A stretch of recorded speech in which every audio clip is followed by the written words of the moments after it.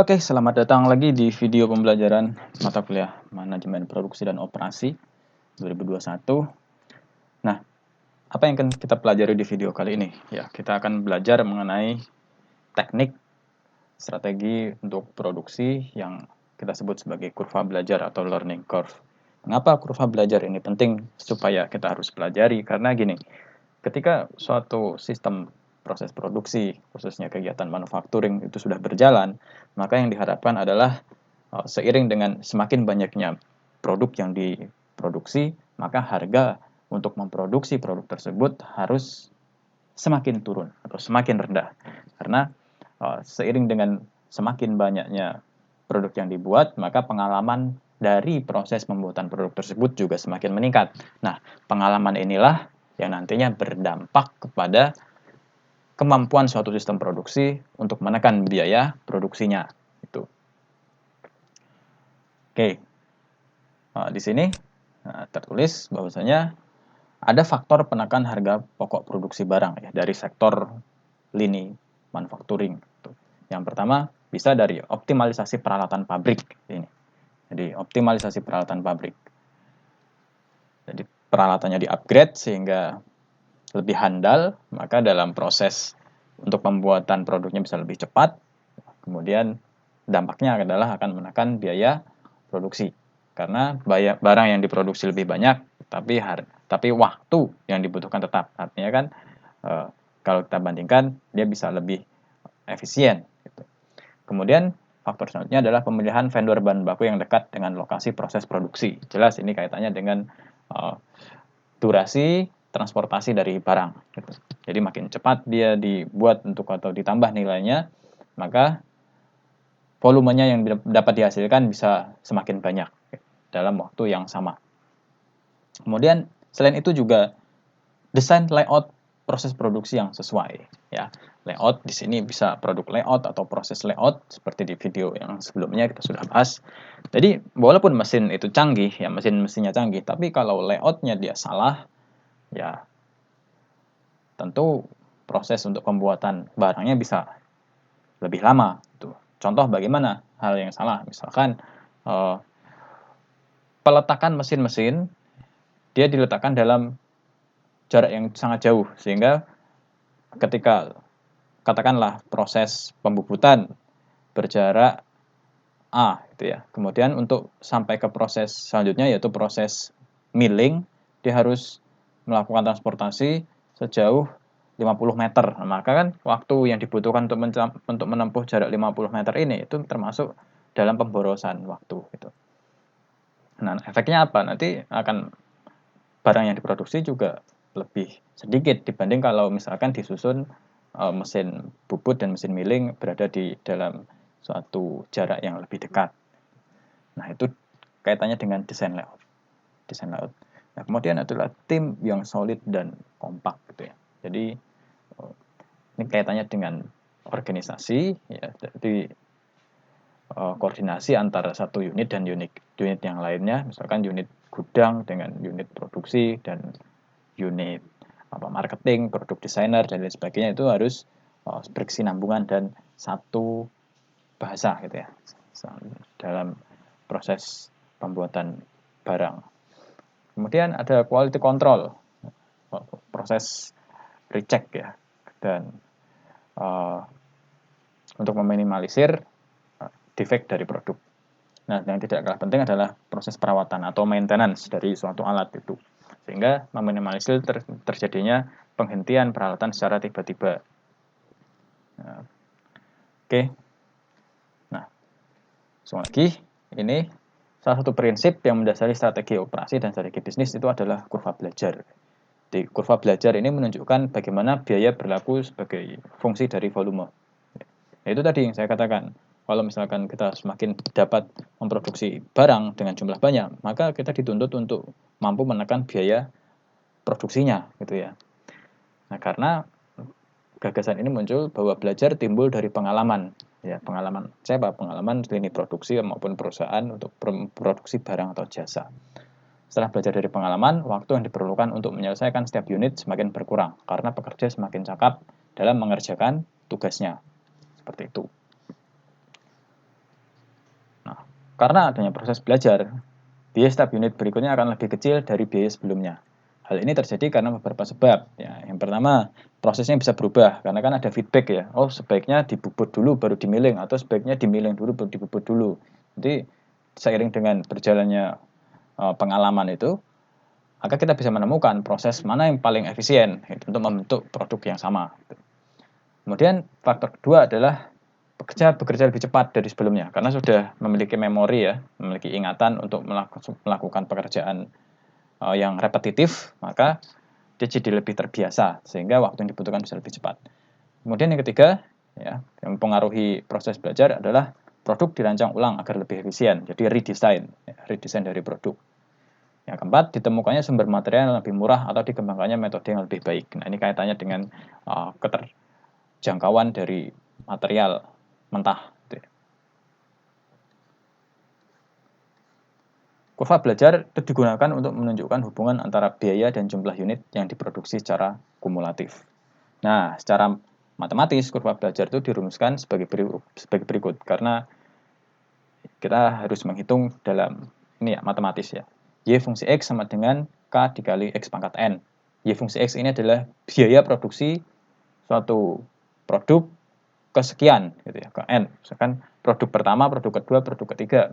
Nah, misalkan Anda memproduksi sepeda, maka sepeda pertama ya yang Anda buat, yang Anda produksi, nah, dibandingkan dengan sepeda ke 1000 yang Anda produksi, itu harga pokok produksinya pasti jauh lebih rendah sepeda yang ke 1000 karena di sana ada proses penambahan pengalaman dalam produksi atau faktor penyebab kurva belajar itu muncul itu sudah Anda lalui gitu, sehingga seharusnya harga pokok produksi produk yang ke 1000 itu lebih rendah dibanding harga pokok produksi produk pertama.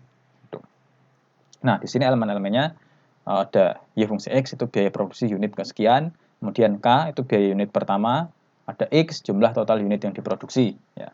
N ini log P per log 2. Nah, P itu adalah tingkat belajar. Oke. Nah, kemudian 1 min P ini rasio perkembangan. Cuman kita nggak pakai 1 min P, kita pakainya P ya nanti. Oke, kita praktekkan saja langsung ke contoh ini. Jika biaya produksi unit pertama adalah sebesar $100, berapakah biaya unit kedua, kelima, dan ke-100 dengan tingkat belajar 70%? Tuh. Nah, gimana ini? Nah, tentu Anda harus petakan dulu mana X, mana N, gitu ya. Oke. Nah, di sini Anda bisa menghitung. Nah, kita coba hitung di OneNote. Nah, di sini udah ada jawabannya sebetulnya. Jadi ini unit kedua, ya, ini biayanya $70, unit kelima $43,68, unit ke-100 biayanya $9,35. Ini kurva belajar. Tapi teknis matematikanya seperti apa? Kita akan coba hitung ya di sini. Oke. Nah, tadi diketahui di soal ya, diketahui ya. K atau unit pertama ya, K-nya sama dengan $100. Nah, kemudian nilai pembelajarannya ya, P-nya adalah 70%. Nah, ini sama dengan 0,7 ya. Oke. Terus apalagi tadi yang diketahui di soal? Kita lihat. $100 produksi unit pertama, B unit kedua, kelima 100, tingkat belajar 70%. Oke, berarti yang ditanya adalah unit kedua, kelima, dan sekian gitu ya. Ditanya Y2, Y5, kemudian Y ke 100.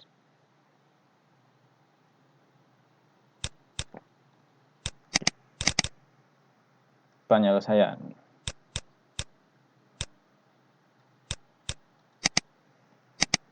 Oke, kita tuliskan dulu rumusnya bahwasanya Y fungsi X itu sama dengan K kali X pangkat N. Ya. Untuk N-nya adalah sini. Nah, Anda punya rumus ini. Anda punya nilai N itu sama dengan log P per log 2. Gini ya. X sudah jelas. Ini 2, 5, 100. Untuk tiap-tiap X, K-nya adalah $100. Nah, sekarang untuk Y sama dengan 2.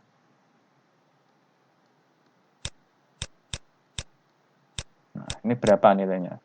Kan Y 2 sama dengan K-nya 100. Ya, dikali 2 pangkat N. Nah, kita harus cari dulu N-nya. Nah, nilai N-nya ini, N adalah ya, K kali X pangkat N. Nah, N-nya log Pi per log 2. Berarti ini log 0,7 dibagi log 2. Anda bisa cari di kalkulator ya, hasilnya itu log 0,7 per log 2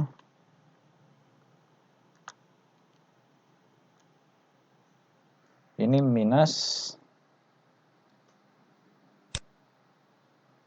0,5145,731,728. Oke, Anda dapat nilai ini ya untuk N-nya, maka Y2 bisa Anda hitung langsung. Y2 sama dengan 100 kali 2 pangkat minus 0,5145731728. Nih, Anda bisa peroleh sama dengan, kita hitung dulu, 100 kalikan 2 pangkat minus 0,5145731728.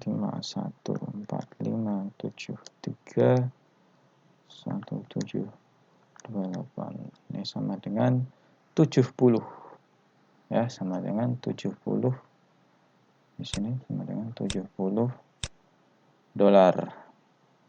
Nah, jadi biaya untuk memproduksi unit kedua adalah $70. Begitu juga unit kelima ya, unit kelima yang B. Berapa biayanya? Unit kelima sama dengan 100 kali 5 pangkat N-nya sama ya, minus 0,5145731728. Nah, di sini Anda peroleh nilainya adalah 43,68 US dollar.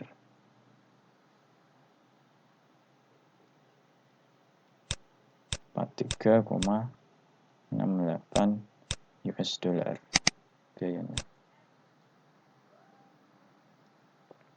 Nah, unitnya ke 100. Nah, langsung aja.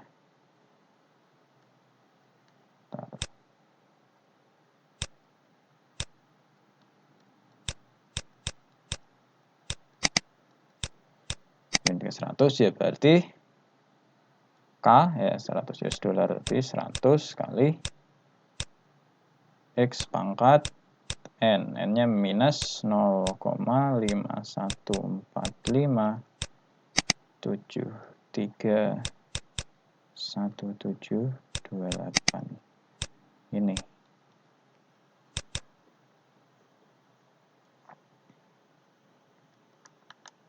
Ini diperoleh 9,35 US dollar.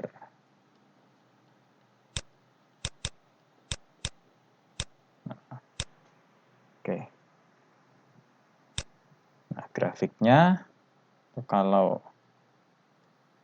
tak mati ya,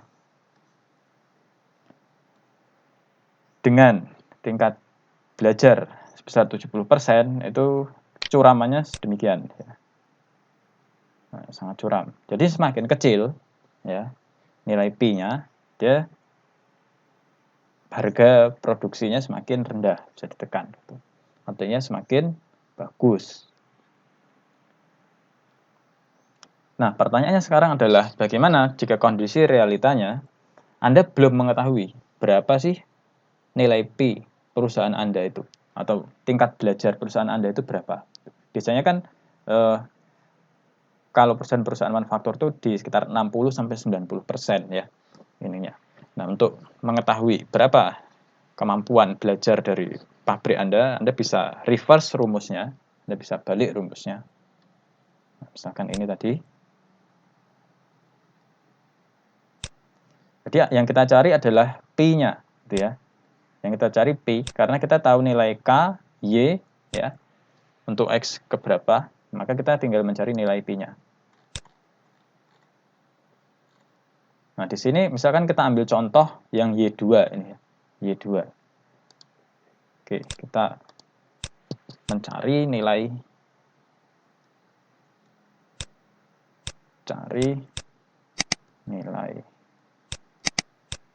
P.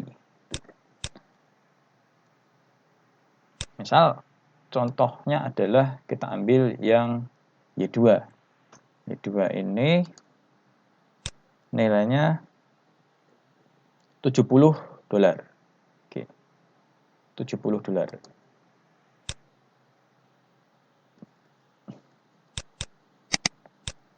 Saya diketahui Y2 adalah $70.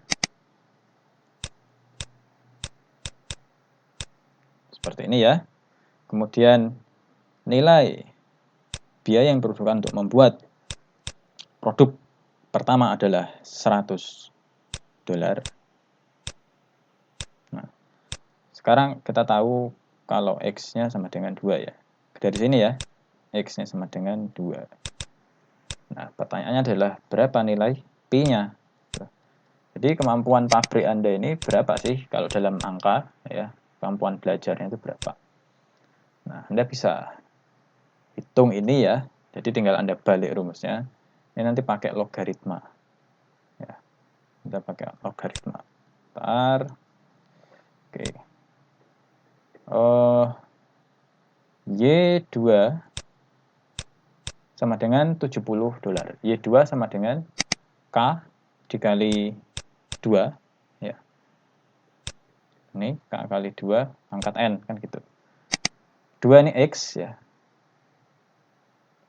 Nah, kita bisa ganti substitusikan di sini kalau 70 itu sama dengan 100 dikali 2 pangkat N. Kita tahu kalau nilai N-nya ini N sama dengan log dari P per log 2. Nah, ini kita geser ke samping sini ya. Berarti kan ini 70/100 sama dengan 2 pangkat N. Seperti itu ya. Maka ini 0,7 sama dengan 2 pangkat N. Nah, pertanyaannya, kita harus cari dulu nilai N-nya berapa. Nah, dengan bantuan operasi matematika, logaritma, kita bisa mencari nilai N. Anda kalau mengingat kembali, misalkan ada logaritma ya, rumus logaritma ya. Logaritma yang kita pakai, misalkan Anda punya suatu bilangan A pangkat B sama dengan C. Ini. Sekarang Anda ditanya B itu apa? Gitu ya. Nah, tentu Anda bisa mencari nilai B dengan bantuan logaritma A log C itu sama dengan B. Nah, seperti ini. Begitu pula dengan ini. Ini 2 pangkat N sama dengan 0,7. Ya. Sekarang kita aplikasikan ke kasus ini. 2 pangkat N sama dengan 0,7. Ya. Maka kita bisa cari nilai N-nya sama dengan 2 log ya, 2 log dari 0,7 ya. 2 log 0,7. Nah, kita peroleh nilai N-nya, nah, ini Anda hitung di kalkulator ya.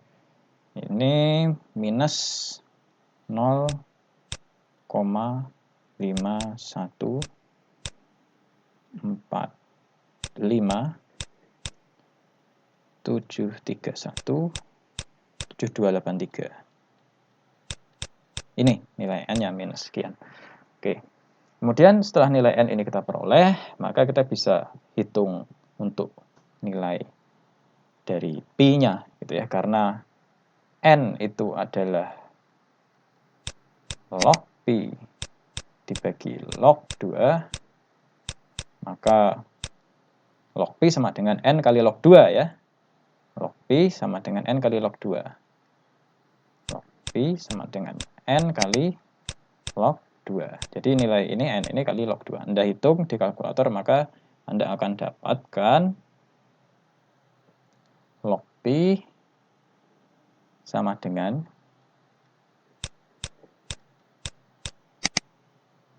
minus 0,1549 0196. Nah, ini adalah log Pi-nya. Nah, pertanyaan sekarang adalah Pi-nya berapa, kan gitu. Pi-nya berapa?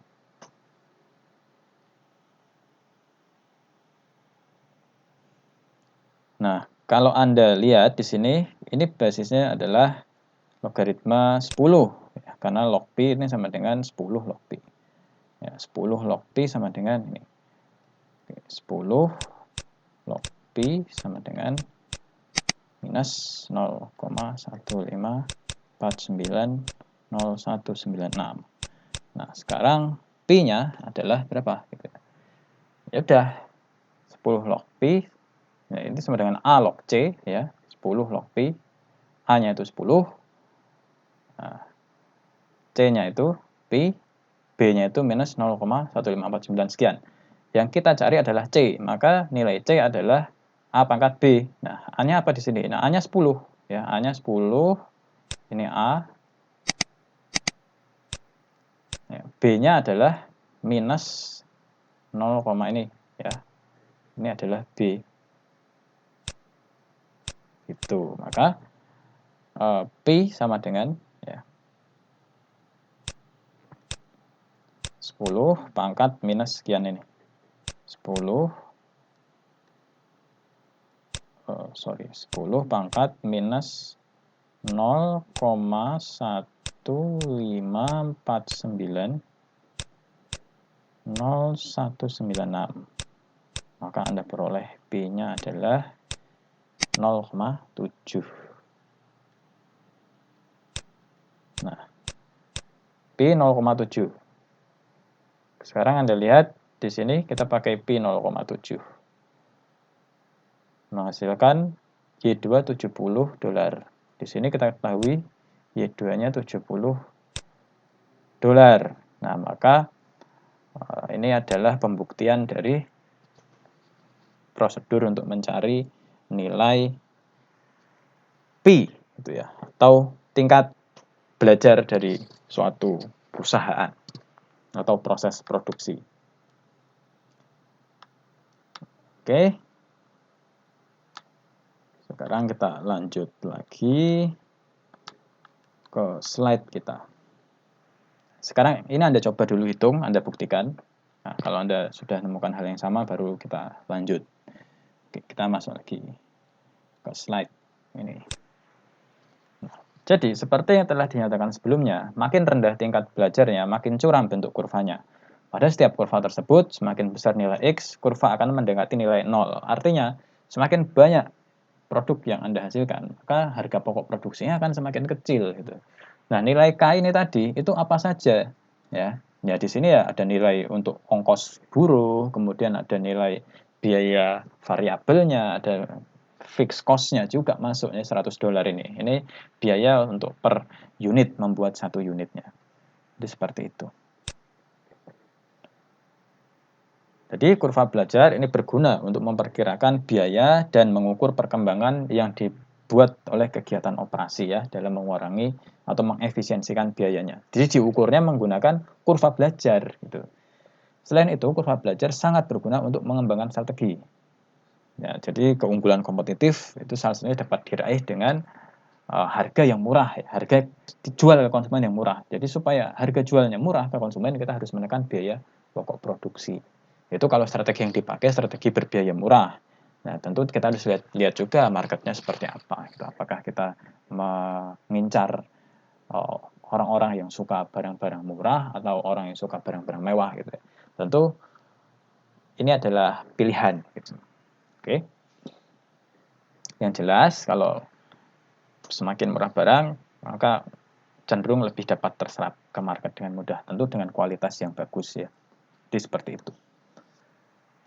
Ya, demikian materi untuk kurva belajar dan penggunaannya di dalam dunia industri. Semoga bermanfaat dan semoga dapat dipraktikkan dalam kehidupan nyata. Sampai jumpa di video berikutnya.